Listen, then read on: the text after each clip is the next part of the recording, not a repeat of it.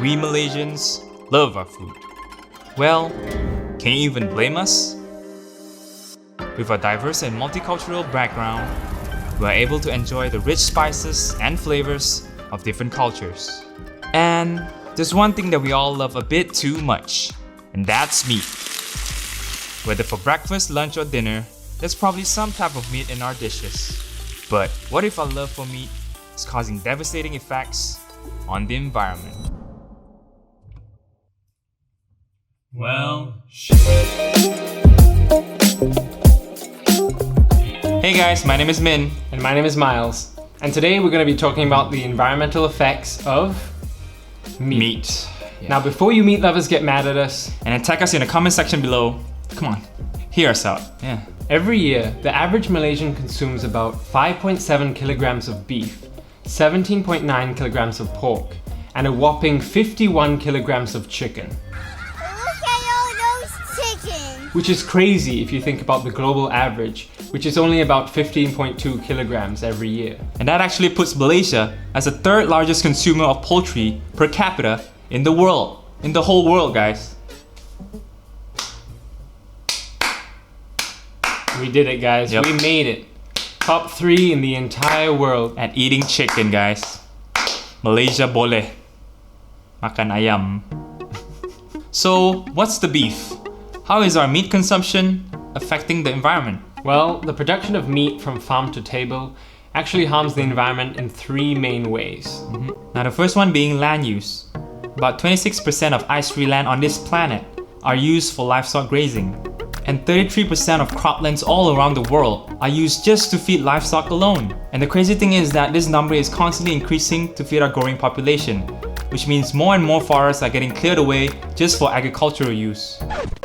Actually, from the time you started watching this video until now, about 20 acres of rainforest has been cleared for cattle grazing.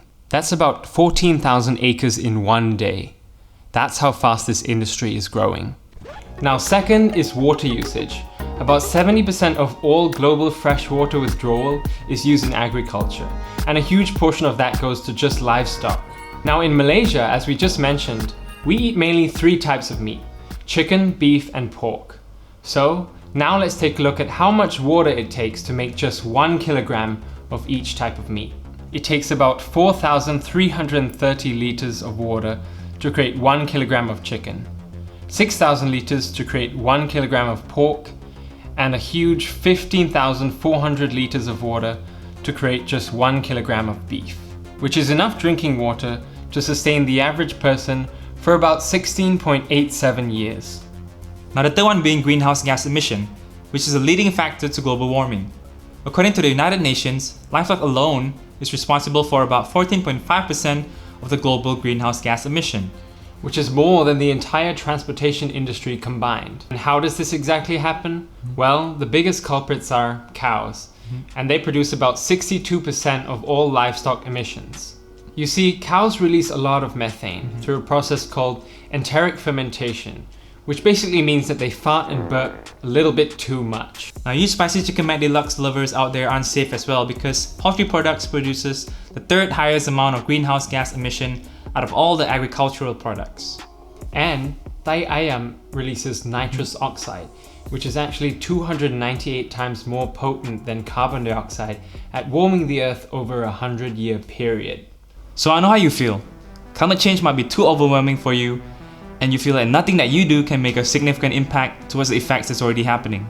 But as we've shown, just the food we eat can have a huge impact on the environment. That's true. So if we can all just consume a little bit less meat, just a tiny bit, we can all make a huge difference. So we're not asking for you to change your whole diet, because they'll be completely foolish, and we should always start with baby steps whenever we want to change our lifestyle. So here's a little challenge for you. Just 1 meal per week. Swap out a meat dish for something without meat. That's it. Easy peasy.